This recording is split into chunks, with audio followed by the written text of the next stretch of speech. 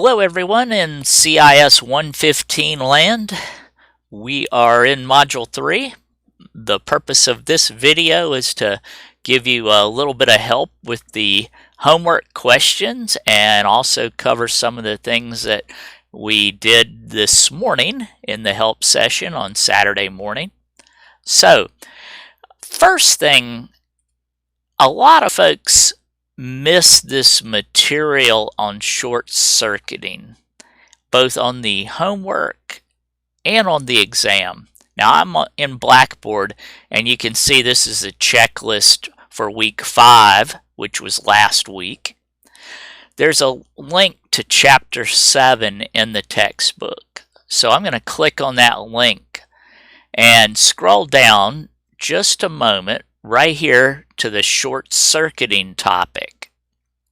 Okay, and what it says is Python evaluates an expression from left to right, and it stops evaluating as soon as it finds out that the expression is definitely true or definitely false. So that acts differently with an and an or.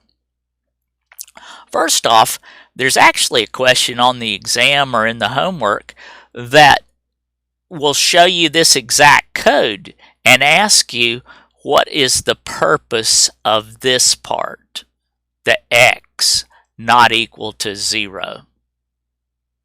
Well, with an and state, an expression that has and in it in Python, the only time that this whole thing can be true is if both sides are true.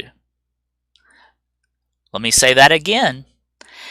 The only time an expression with an and can be true is only when both sides are true. It has to be true and true. What that means is if Python goes from left to right and it checks this half and it finds this to be false, is there any purpose in looking at the other half? We already know it's false. So that's called a short circuit. Now, a short circuit behaves a little bit differently with an or versus an and, but we're talking about and right now. So I'm gonna explain this one, and then we can try it in Tani just to prove it to you. So, if x is not equal to 0, then this side's true, and it will go over here and do this division right here. One of the worst errors you can get with a computer is divide by 0. So think about this. If x is equal to 0, this side's going to be false. Python's not even going to go over here and look at this. So this code will never even be run. It will stop right here if x is 0. So this is one way, putting this code right here in a program, you can protect against a divide by 0 error. Again, this code serves to protect against a divide by 0 error. So, now that you understand that when we have an and statement, both sides have to be true in order for the whole thing to be true, and if the left half of that is false, Python does not even look at the right half. Okay? So, we've talked about short circuits. Now let's look at a couple of homework questions that deal with this. Look at the very first question that it gave me. Now everybody gets a little bit different order and different selections of questions, but here's the very first question that Blackboard picked for me. True or false? Python will evaluate this expression. This says y mod 2, y modulo 2. Modulo 2 says divide y by 2 and get the remainder. So if y is 4 and we divide by 2, the remainder, which is what modulo is getting us, is going to be 0. Okay? Now, here's the question it's asking. Will Python actually evaluate this half of the code?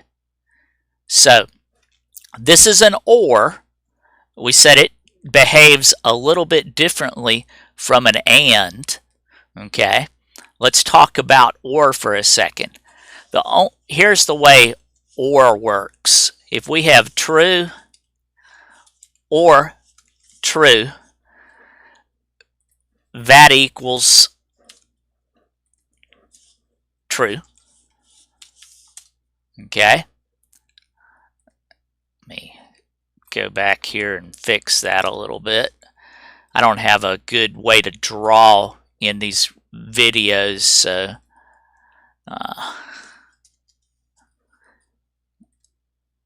still working on it here. I have an equals, okay. True or true, that's going to evaluate to true. False or true is still going to equal true. False or false is going to equal false. Okay? Now it doesn't matter if we start out here, false or true is still going to equal true. So what have we just said? If we have an OR statement in an expression like this, when is the only time that the whole thing is false? Right here.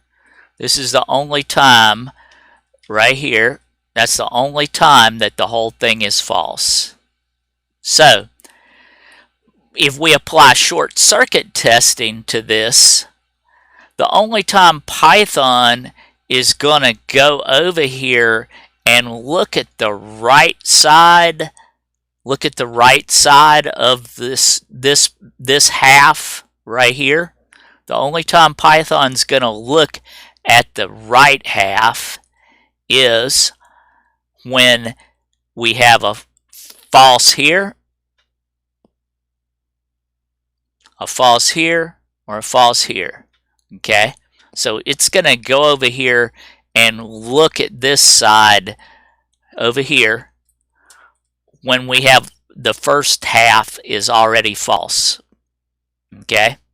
So, having said all that, if we take this code from homework right here, we can actually paste this into Tawny. Isn't that nice?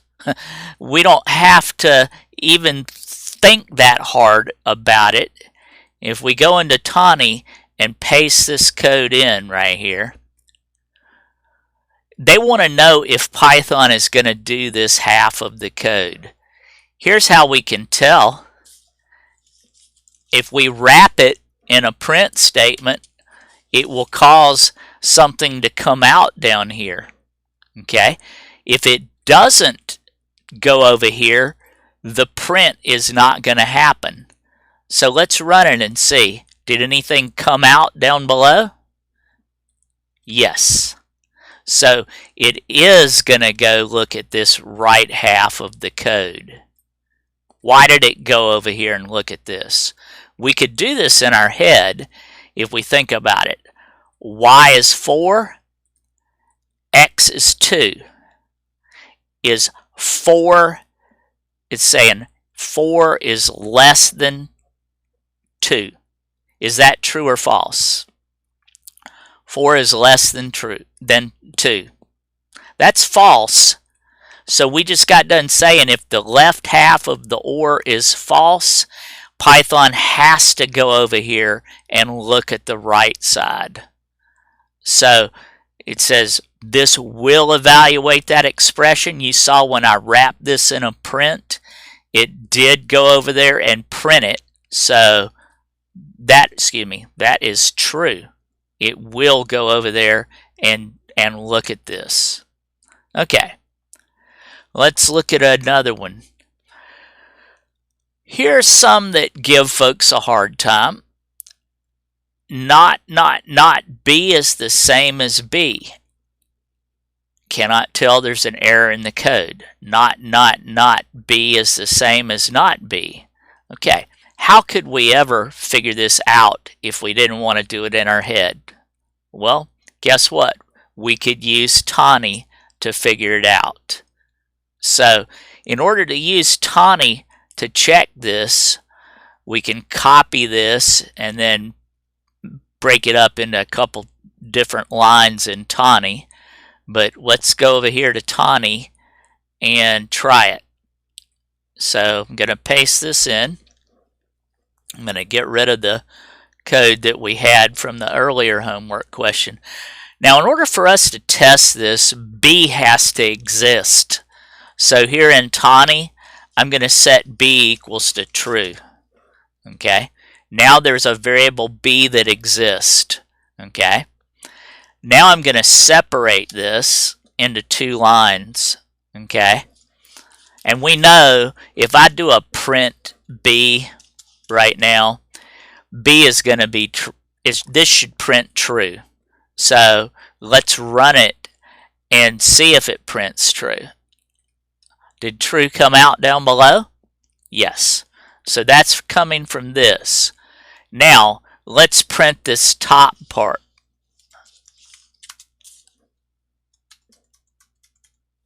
I'm wrapping it in a print. You see, here's the additional parenthesis, and there's the other print. Okay. Now, if these two are the same, like the question says, then I should get true and true, shouldn't I? I should get true twice if the two things are the same. So did I get true and true? No. So we can mark the first one off the list. It's not that question. And we can tell, so just forget about the second. Now let's try this one. Not B is the same as not B. Well, if we go back to Tani again and paste that in, okay. Let me clear this out before I paste it. There we go.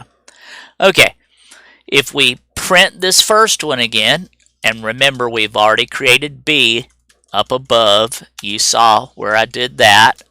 Okay, and then I come down here and print this. Okay, if they're the same, I should get true and true or false and false. Did I get false and false? Yes. Just to prove to you it doesn't matter whether B is equal to true or false, as long as we get the same thing. Did I get true and true now? Okay, so this is the correct answer.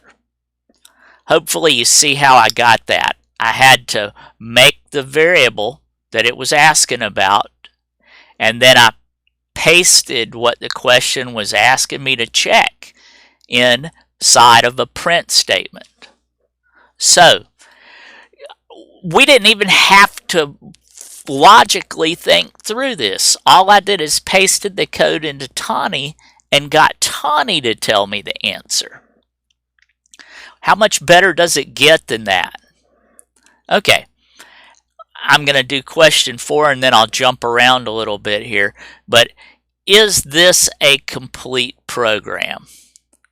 Well, for it to be a complete program, we would have to have a main function being defined, which we do, and then we would have to call the main function.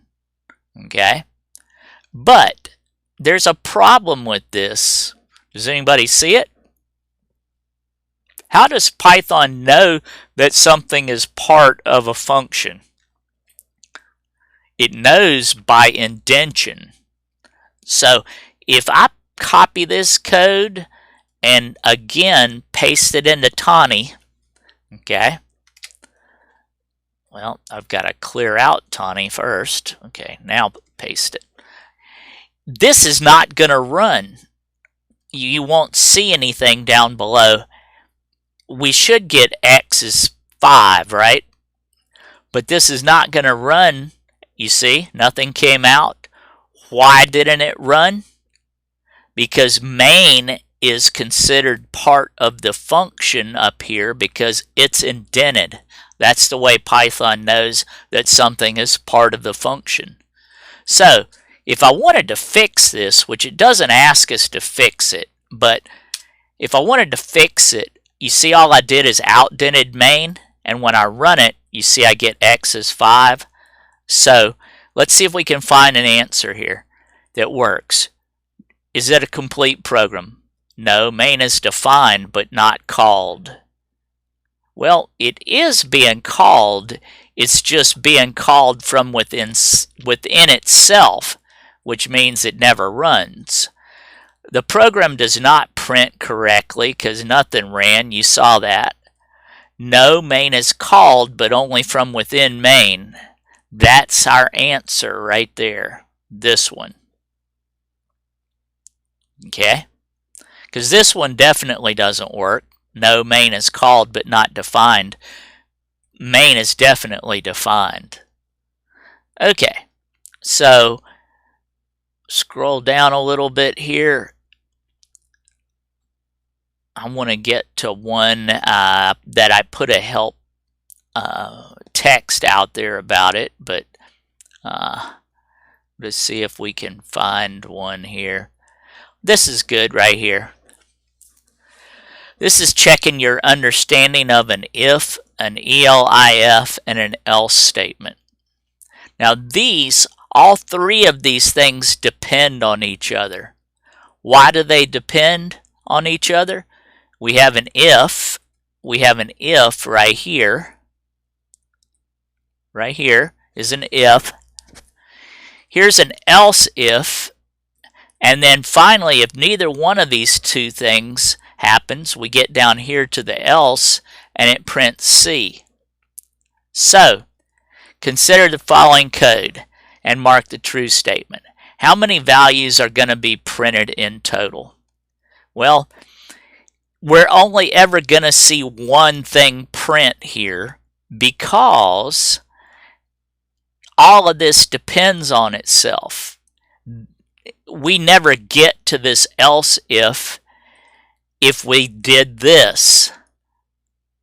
If we don't do this first one, if P is not true, it comes down here and checks Q. If Q is not true, then it goes down here and prints C. If Q is true, it prints B. Again, we could take this, paste it into Tawny, and test it. I just copied it to the clipboard. Here I am in Tawny again. I'll clear this out, and I'll paste this in. Now, in order to check this, P is a variable, isn't it? Q is a variable. In order for us to test this, we've got to set those up.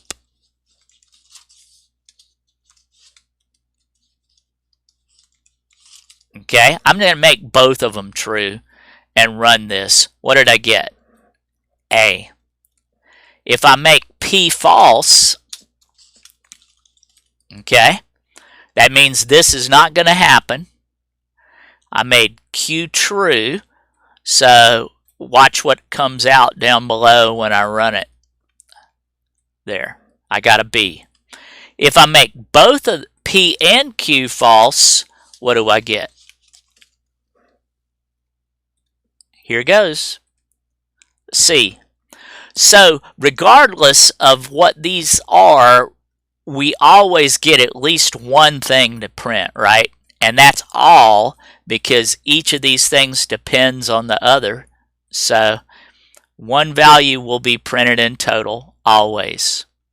That's the way I answered that.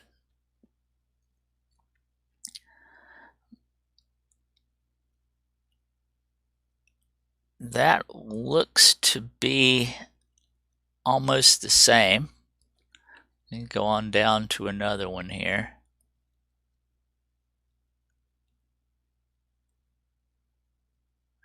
Okay, these are nested ifs. So let's check that one. I'm going to take this code. It's asking us to mark the true statement. Okay, now again, we've got our secret weapon, Tawny, so we can go to Tawny and paste this in. Okay, whoops, let me clear that code out one more time and paste it. Okay, here's what we have. You see how this is nested under P? This code that I have highlighted here is only going to happen if P is true. Okay, so nothing down here is going to happen. Nothing's going to print if P is false. So let's just run it and see. Did anything print? No. Okay, if I make P true, then I'm going to get an Q's false, so I'm going to get a B. Let's try it. See the B? Okay, so you see how we can test this. So we saw that if I made P false, nothing printed at all, did it? So mark the true statement. One value printed in total? No, we can't say that because when we made P false, we didn't get anything. 0 or 2 values will be printed. Well, if we look here, this is an if-else, so we're never going to get A and B. The only possibility is an A or a B or nothing. So 0 values or 1 value will be printed in total. That's the way I tested it out.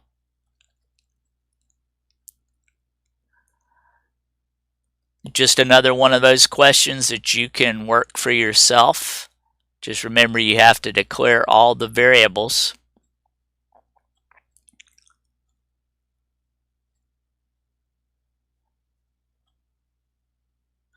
That's all the homework that I see right now. You saw if you were going to test this one, you need to have a P set up, you need to have a Q set up, and you could paste that into Tawny and run it.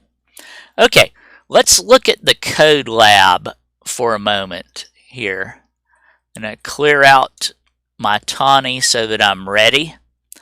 I'm going to go to Code Lab, and here are a few of the Code Lab items that we did this morning in the help session. First one we did was 51.114. It says write a conditional that assigns true to fever if temperature is greater than 98.6. Okay. A conditional is an if statement. If, let me see if I can make that typing any bigger for you. If, it's got to be lowercase, if temperature is greater than 98.6, you always have a colon with your if statement, that colon right there. Then everything that's done is indented. So I hit tab to indent, and I'm going to set fever equals true. Now, this is doing what is asked, but you have to think about what would happen, what would fever have in it if the temperature was not greater than 98.6. So I'm going to hit submit. You're going to see this is going to be counted wrong. You see it is. Okay. So I'm going back, and here's how you can fix it. Two ways. Fever equals false. Okay, so that's going to set up a variable fever. It's going to have false in it. The only way it's going to ever get set to true is if temperature is greater than 98.6. And so when I hit submit, you see that's run. Okay, let's go to the next one. 51102. We've got two variables, name 1 and name 2. Write a fragment of code that assigns the larger of their values to first. Okay, anytime you're checking a series of values, you just look at them one at a time and see which one is either greater than or less than, depending on whether they're asking for the larger, the max, or the min, or the smaller. Okay, so first thing I'm going to do here is I'm going to first equals name 1. Why did I do that? I'm just working my way through each thing they ask me to check. So when this code runs, first is going to get assigned the value of name. Remember, the equals is our assignment operator. It takes what's on the right, it puts it into what's on the left. So first is going to get name 1 in it, then I can do this. If first is let's see, the larger of the two values. If name 2, I'm on this one now, name 2. If name 2 is greater than first, what we just saved, I want to make first equal name 2. And that's the way you can work it. We start with this one, we save it as the biggest, because that's what they ask for, the larger of the two. We save the first one, then we check the second one to see if it's bigger than what we just saved. If it is, we make first the value of name 2. You can see we got that one right. 51217 we did. Okay, this is asking us to do the same thing, just different variable names. Okay, the larger of those x and y in a variable named max. So here we go. I'm going to save the first one into max.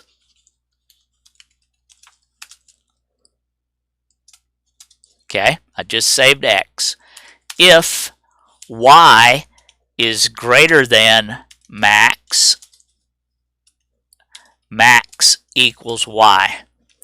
Okay, so again, I started with the first one, I saved it into max, I then moved to the second one, and I checked to see if the second one was greater than max.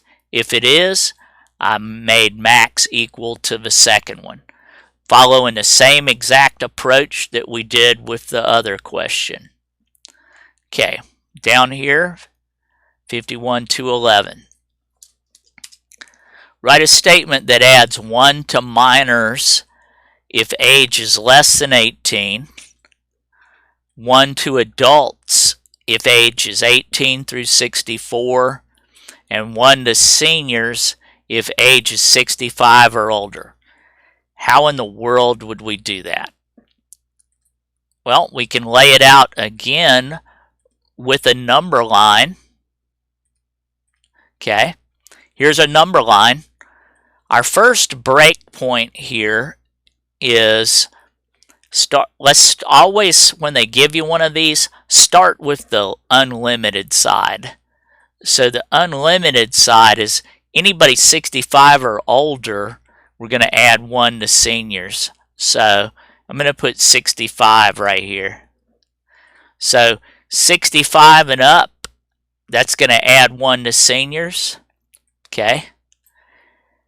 If they're 18 through 64, going to add 1 to adults. So right here's our number line again, 18. Anybody in this range right here, we're going to add 1 to adults. And if they're less than that, they're minors. So really only have 2 ifs that I need to do. This last part will be our else statement. So now that we've tried to lay this out for you, here's one set of circumstances, here's another, and then everything else is going to be a minor. So let's go with it. If age is greater than or equal to 65, seniors equals seniors plus 1.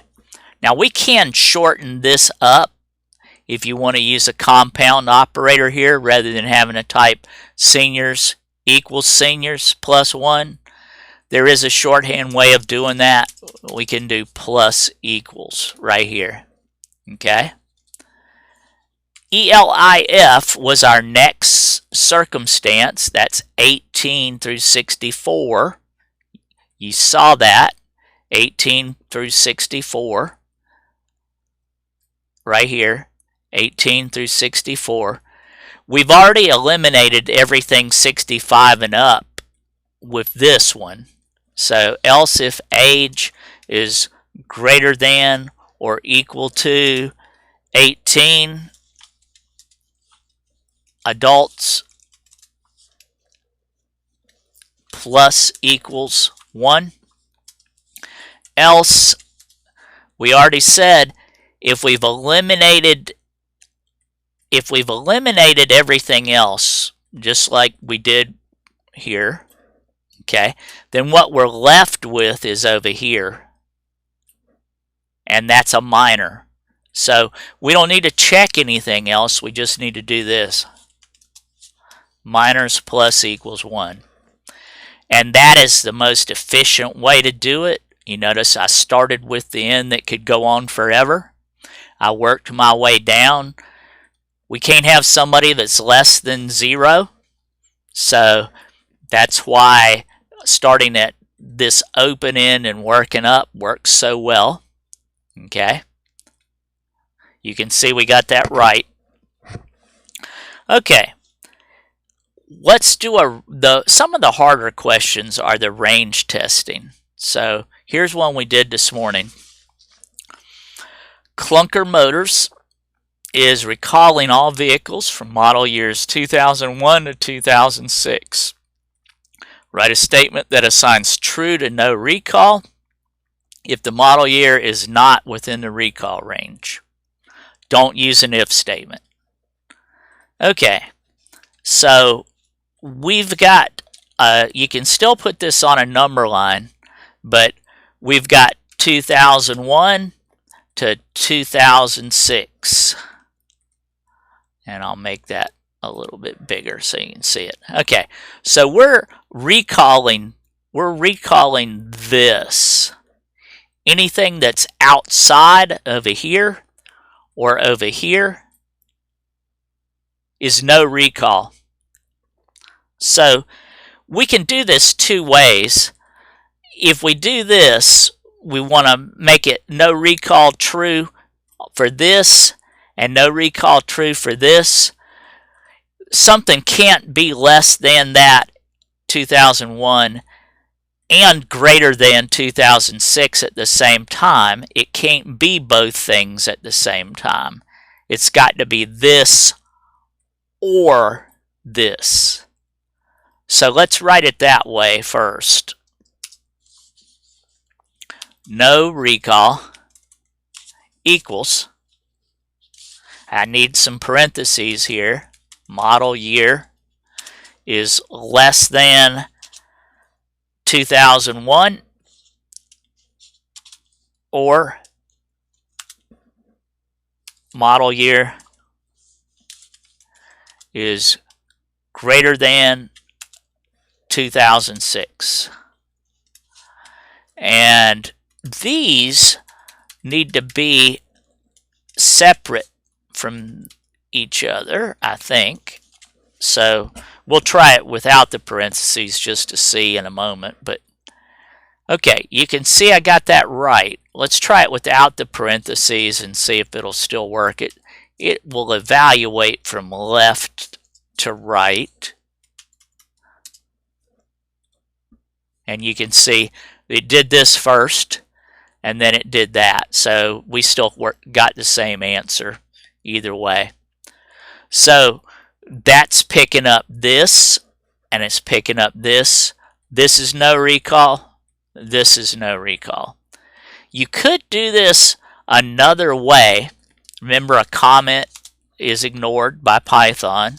Okay, if we wanted to do it the other way, we could do this. No recall equals not model year greater than or equal to 2001.